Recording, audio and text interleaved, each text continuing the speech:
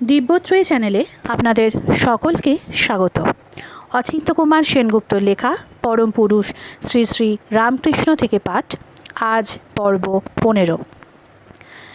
এ আবার কে এলো দক্ষিণেশ্বরে? গদাধরের খুড়তুতো দাদা রামতারক চাটুর্যে। গদাধর নাম রেখেছিল হলধারী। হৃদয়ের মতো চাকরির খোঁজে এসেছে, তবে হৃদয়ের মতো সে মাঠও নয়, পণ্ডিত প্রধান। ভাগবত আর গীতা, বেদান্ত আর অধ্যাত্ম, রামায়ণ তার নখমুখরে। মস্ত বড় বৈষ্ণব। একটা কাজকর্ম যদি কিছু দেন। হলধারীর মধ্যে লুকোছাপা কিছু নেই। সরাসরি দাঁড়ালো গিয়ে মথুরবাবুর দরবারে। পরিচয় পেয়ে মোহিত হয়ে গেলেন মথুরবাবু। এ তো চাওয়ার মতোই হয়ে গেল দেখছি। ঈশ্বরের নেশায় বুঁদ হয়ে আছে গদাধর। পুজো আচ্চার আর ধার ধারে না আজকাল। কী যে করে আর কী যে করে না সে জানে, আর তার মাই জানে। ভালোই হলো, মথুরবাবু সহজ মানুষের মতো নিঃশ্বাস ফেললেন। তুমি কালীঘরের পুজোর ভার নাও। প্রথম পংক্তির বৈষ্ণব, শক্তি পুজোর ভার নেবে? এক মুহূর্ত দ্বিধা করল হলধারী। আপত্তি কি? শক্তিও যা, মধুরতাও তাই। তং বৈষ্ণবী শক্তিরন্ত বীর্যা বিশ্বস্য বীজং পরমাসি মায়া। আবার শোনো, শঙ্খ চক্র গদা সাঙ্গ গৃহীত পরমায়ুধে প্রসিদ্ধ বৈষ্ণবী রূপে নারায়ণী নমস্তুতে। না বলবার কিছু নেই, কিন্তু আর যাই বলুন, গঙ্গা তীরে সপাকে রান্না করে খাবো। কেন? গদাধর তো মার প্রসাদ খাচ্ছে আজকাল, তোমার আবার খুঁতখুঁতুনি কেন? টিপ্পনি কাটলেন মথুরবাবু। হলধারী হাসল। কার সঙ্গে কার তুলনা? মনে করুন, গোড়ায় গদাধরও গঙ্গা তীরেই রান্না করে খেয়েছে। এখন সে উঠে এসেছে সাধনার উচ্চ স্তরে। এখন সে ইচ্ছে করলে ঠাকুরবাড়ির প্রসাদ কেন, ছোট জাত কাঙালিরও উচ্ছিষ্ট খেতে পারে। তার সইবে, সে এখন সহিষ্ণুতার সমুদ্র। কিন্তু আমার সইবে না। যেটুকু বা নিষ্ঠা আছে তাও যাবে নষ্ট হয়ে। তার স্পষ্টতার সারল্যে খুশি হলেন মথুরবাবু। কিন্তু এ তো একরকম হলো। এদিকে আবার বলি বন্ধ করবার বায়না ধরলে হলধারী। বহুকালের প্রথা, বললেই কি আর বন্ধ করা যায়? ক্ষুণ্ণ হলো হলধারী। পূজায় সেই প্রাণঢালা আনন্দ যেন খুঁজে পেল না। খোলা হাওয়ায় না থাকলে মন খোলসা হয় কি করে? একদিন সন্ধ্যা করছে হলধারী, দেবী ভবতারিণী তার সামনে এসে দাঁড়ালেন। ক্রুদ্ধ হয়েছেন মা। মার এখন উল্লাসিনী মূর্তি নয়, প্রচণ্ডিকা মূর্তি। বললেন, তোকে আর আমার পুজো করতে হবে না। এমনই আধখ্যাচরা পুজো যদি করিস তো ছেলের মরা মুখ দেখবি। হলধারী গ্রাহ্য করলে না। ভাবলে চোখে বুঝি ঘোর দেখেছে, হয়তোবা মাথার খেয়াল। কিন্তু আশ্চর্য, কদিন পরেই খবর এলো মারা গেছে হলধারীর ছেলে। হলধারী গদাধরের শরণাপন্ন হলো। গদাধর বললে, দেবী পূজা ছাড়ান দিন, যেমন করছিল হৃদয়ে করুক। আপনি যান রাধা গোবিন্দজির মন্দিরে। রাধা গোবিন্দজির মন্দিরে এসে হলধারী মধুর ভাবের পরিচর্যায় পরকীয়া নিয়ে মেতে উঠল। বৈষ্ণব মতে এও একরকম সাধনা বটে, কিন্তু অপকৃষ্ট অধোগত সাধনা। কদিনেই নানান কথা রটতে লাগলো হলধারীর নামে। শুরু হলো নানা কানাকানি, কিন্তু কারোর সাধ্য নেই মুখের ওপর বলে কিছু স্পষ্টাপুষ্টি। বিরুদ্ধতা করে। হলধারীকে সকলকার ভয়। তার মুখ বড় খারাপ, কথায় কথায় শাপ দেয়, আর সে শাপ ভীষণ ফলে। বাকসিদ্ধ হলধারী। কিন্তু গদাধরের কানে এলে গদাধর বরদাস্ত করতে পারল না। দাদাই হোক আর যাই হোক, চলবে না এমন কদাকার। হলধারীকে করকে দিল গদাধর। কি, তোর যত বড় মুখ নয় তত বড় কথা? হলধারী হুমকে উঠল। আমার ভাই হয়ে, আমার চেয়ে বয়সে ছোট হয়ে তুই আমাকে শাসন করতে এসেছিস? তোর মুখ দিয়ে রক্ত উঠবে। আপনি চড়ছেন মিছিমিছি। আমি আপনার ভালোর জন্যেই বলছিলাম। 5 জনের কান কথা থেকে রেহাই পান তারই জন্যে। হলধারী গুম হয়ে রইলে। কথা ফিরিয়ে নিলে না কিছুতেই। যা বলেছি তো বলেছি। কদিন পরে একদিন সন্ধ্যের পরে গদাধরের মুখ দিয়ে রক্ত উঠতে লাগলো, সত্যি সত্যি কালো ঘন রক্ত। কতক বেরিয়ে আসছে, কতক জমে থাকছে মুখের মধ্যে, কতক বা দাঁতের গোড়া থেকে ঝুলছে সুতোর মতো। এ কী হলো? রক্ত থামছে না যে, ঝলকে ঝলকে বেরুচ্ছে। মুখের মধ্যে কাপড় গুজে দিল গদাধর, তবু রক্তের নিবৃত্তি নেই। এ কী হলো? মা, তুই এ কী করলি? সবাই ছুটে এলো আশপাশ থেকে, দ্রুত পায়ে হলধারীও। দাদা, সাপ দিয়ে তুমি আমার এ কী করেছো দেখো! ডুকরে উঠল গদাধর। চোখে দেখে সহ্য করতে পারল না হলধারী, কাঁদতে লাগলো। কথা ফিরিয়ে নেবার কথা ওঠে না আর, হাতের তীর আর হাতে নেই। কান্নার মধ্যে একটু গর্ব মিশে আছে হলধারীর। অব্যর্থ বাক্সে চারদিকে হাহাকার পড়ে গেল। সমস্ত বলিদানের রক্ত বুঝি গদাধর দিলে? তুমি কি হঠযোগ করো? গদাধর চোখ তুলে তাকালো। দক্ষিণের স্বরে কদিন থেকে আছে যে প্রাচীন সাধু, সে। দেখি রক্তের রং, দেখি মুখের কোনখানটা থেকে আসছে নিশ্চয়ই। সাধু জোর দিয়ে বললে, নিশ্চয়ই তুমি হঠযোগ করো, তাই না? করি, তবে আর ভয় নেই। সাধনায় সুষুম্না দ্বার খুলে গিয়েছে, দেহের রক্ত সব মাথায় গিয়ে উঠেছিল। আপনা থেকে যে মুখের মধ্য দিয়ে পথ করে নিতে পেরেছে, সেটা সৌভাগ্য বলতে হবে। জানো তো, হঠযোগে জড়সমাধি হয়ে যায়। রক্ত যদি সব মাথায় গিয়ে একবার জমতে পারত, তাহলে তোমার সমাধি আর ভাঙত না। সবই মার ইচ্ছা। 100 বার মার ইচ্ছাতেই তুমি আজ বেঁচে গেলে। তোমাকে দিয়ে মার কত না জানি কাজ আছে।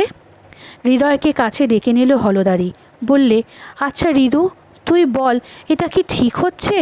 কোনটা? এই যে কাপড় ফেলে পইতে ফেলে সাধন করা। হলধারীকে হৃদয়ের বড় ভয়। বললে, কখনো না। ব্রাহ্মণ হয়ে ব্রাহ্মণত্ব বিসর্জন দিলে চলে কি করে? বল সে কথা। উৎফুল্ল হলো হলধারী।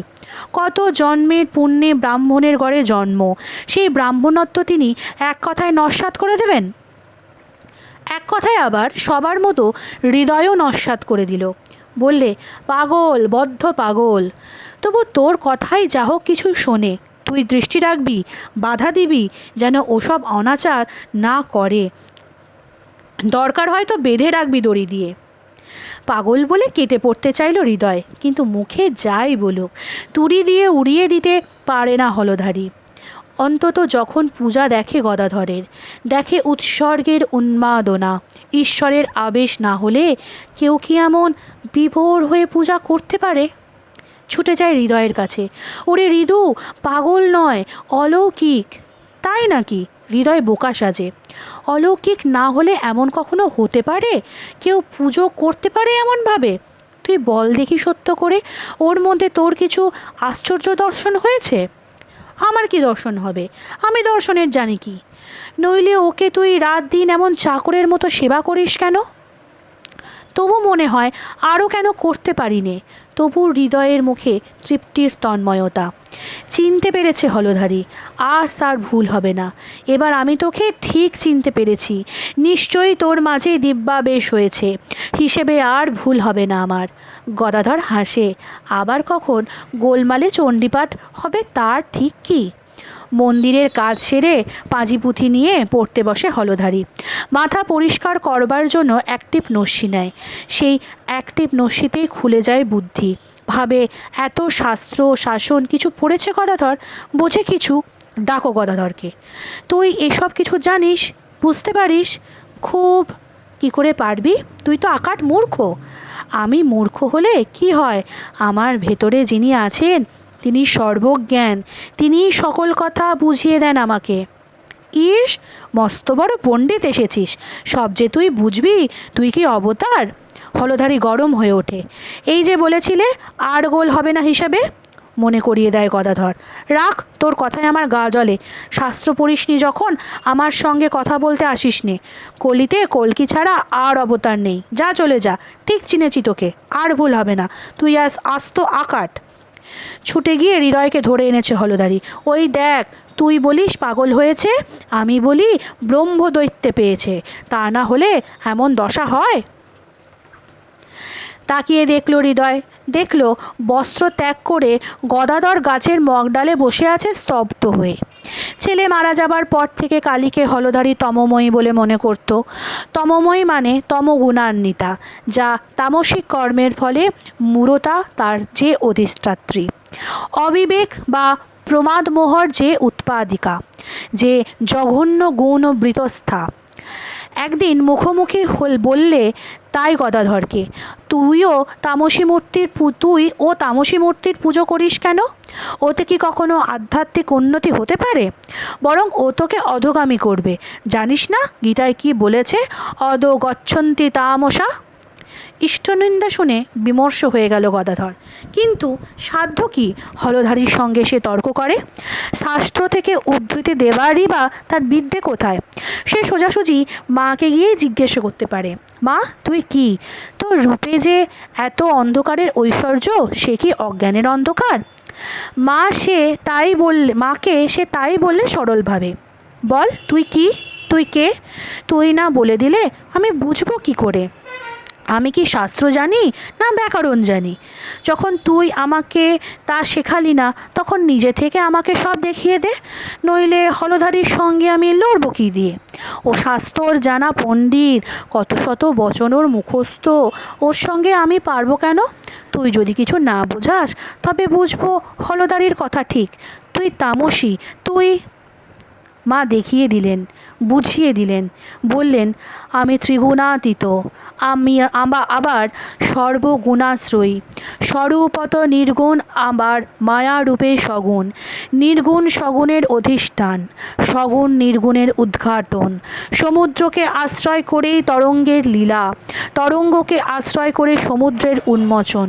আবার আমি আকাশ, সমস্ত গুণের অতীত, প্রবৃত্তি নিবৃত্তি শূন্য।